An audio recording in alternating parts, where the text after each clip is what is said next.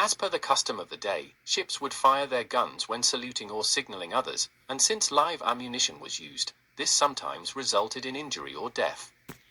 This was the case with the ill-fated Lady Hughes, and as recorded by the Americans, the captain and some gentlemen who had dined with him on board were saluted by the ship on taking leave, in doing which, unfortunately, one of the Chinese in the Mandarin sampan alongside was killed, and 2 others injured. The gunner had not intended any harm, but the Chinese authorities demanded he be turned over for Chinese justice. Fearing for the gunner's safety, the English refused and sparked a conflict which involved all the foreigners at Canton, including the Americans. The Chinese were adamant about the Lady Hughes gunner being turned over and ordered the head of the British East India Company in Canton, W.H. Pigou, to do so. Unfortunately, Pigou had no authority over the Lady Hughes, so after 2 days, the Chinese unexpectedly announced the affair finished and there would be no further trouble about it. As most of the foreigners attempted to return to business as usual, those who had experience in China knew something was up. With no experience in China, the Americans were ignorant of the Chinese and their ways.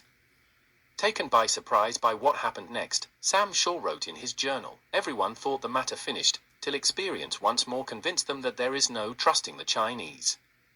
Pankakoa, the head of the Kohong, sent for Mr. Smith, supercargo of the Lady Hughes, as if it were on business, to come to his house, where he was immediately seized by a guard and conveyed into the city.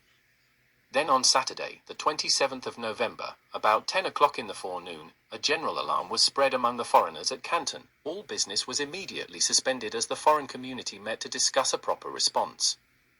The Chinese then placed warships in the river, but it was judged expedient that a boat should be ordered from every ship, with an armed force, for the protection of the persons and the property of the respective nations.